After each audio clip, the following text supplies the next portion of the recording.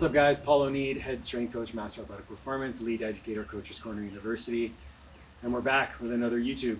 I had actually planned to post one before we went on vacation, but we're actually going to be putting on the Pain to Performance seminar again in the fall. So I didn't want to give it all away for free, but I will be posting some tidbits from it. If you are new to the channel, I'll be hosting a talk with a colleague of mine, Dr. Kirsten Wishloff, in Toronto. We did the seminar, it went amazing. We had about 12 attendees, and we talked about building a runway to take your clients from pained and injured back to all-time performance, and some different lenses to view the rehab and training process through. So, went on vacation, got the flu, now we're back. Posting twice a week, again, just to give you guys as much value as possible, and again, for me to do hard things because it's uncomfortable. And speaking of uncomfortable, this is my mother, who looks like she's ready to take a school photo. My mom's visiting here from Ottawa, Ontario, where I grew up, and I thought I'd come take her through a workout. We've actually done 3 workouts so far. Yeah? And one with Olivia. And how has it been so far? Really good. Yeah, I feel like I'm at summer camp. Training's not new for you, is it? No, absolutely not. So why don't you give people a little bit of insight into your training background? I started really running at 18, running around the block. I grew up in the country, so around the block was 5 miles. And that was my first foray into fitness. I was initiated into that by my next door neighbor who I used to babysit for, and she used to run. So I'd look after her children while she ran, and then I asked her to teach me how to do it, and she taught me how to do it. She would run with me and show me, how to increase your distance, what to eat, what to drink. It certainly was kind of rudimentary back then, but that sort of launched it into a lifestyle for me. And then I started hitting the weight room at Osgood Township High School in Metcalfe, Ontario. You can look that up. It's very small. It's sort of a universal gym situation, only girl in the gym, and from there it just sort of blossomed.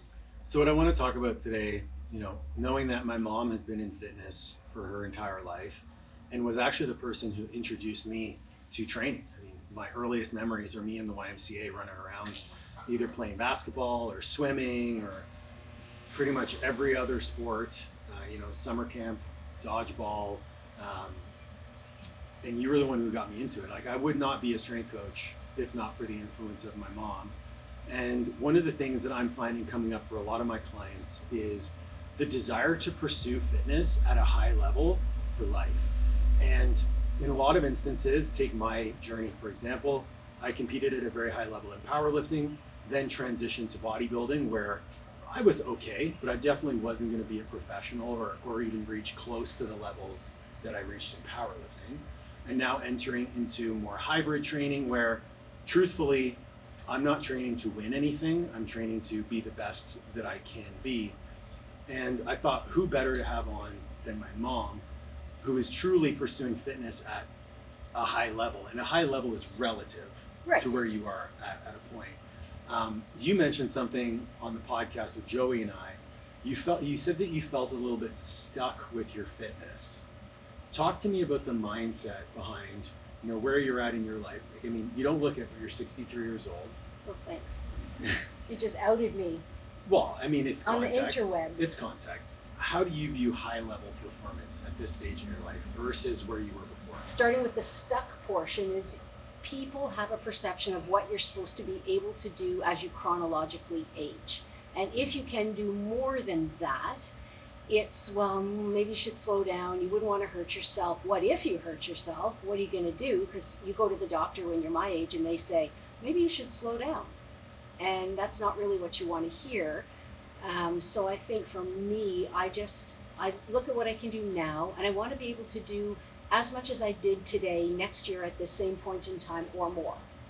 So I think it's working to progressively get better at what you do. And the biggest stumbling block, I think, for me, well, just judging by what we did today, there were a lot of things that we did that I have never done before, and I'm sure Paul will post them on his videos, but it's not physically that I can't do it. It's the little voice in the head that says, wow, that looks really hard. I bet you can't do that. and then it's to overcome the voice in your head. It's interesting you said, I'm trying to do the same as I did last year or more. And people are telling you to slow down, but as soon as you slow down, that's when you start to regress. Absolutely. That's when aging happens. Absolutely.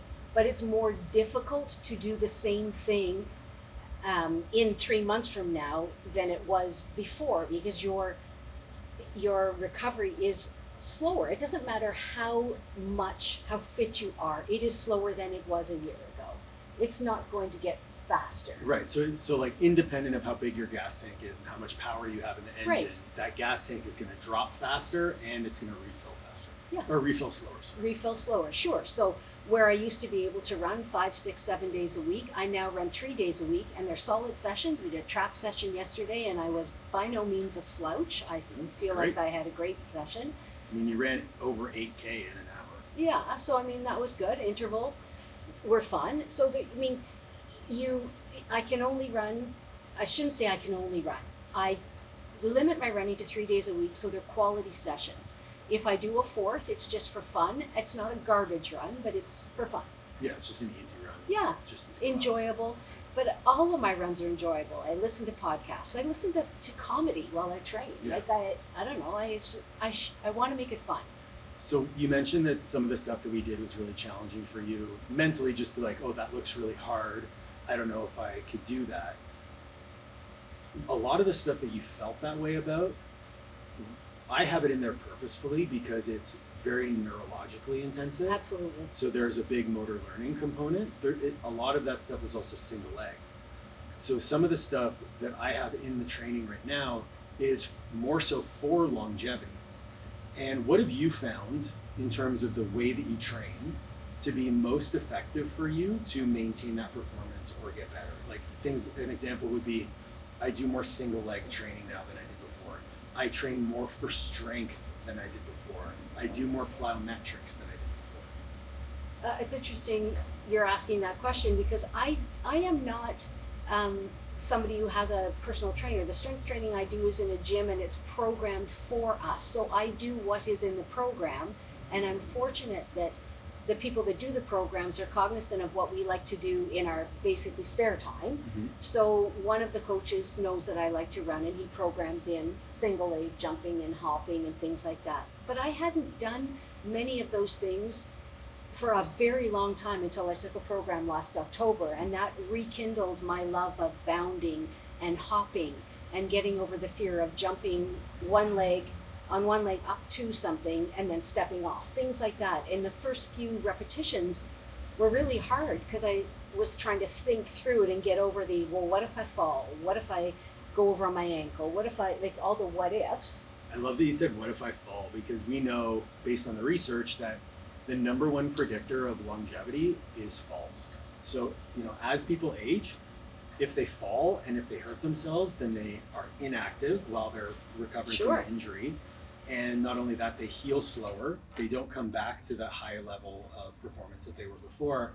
So most people who fall have, I believe the statistic is a 50% higher mortality rate than people who don't Yeah. experience falls. So one of the reason I harp on hey, single leg, plyometrics, let's get you jumping, let's get you on one leg, is I want to make sure selfishly that you're around for a really long time. So I want to make sure that your balance is good. Yeah. I want to make sure that if you trip, you're able to catch yourself and absorb Right. that force. How much do you feel that just being strong helps you in your day to day? Oh, like every day, getting in and out of the car, Yeah. all the things, getting off the toilet. Picking up your niece and nephew. Yeah, Or picking up your grandkids, sorry. picking up grandkids, just all the stuff of daily life. Like I watch friends try and reach for the car door and then pull it open, and it's not easy. Like it's thought about.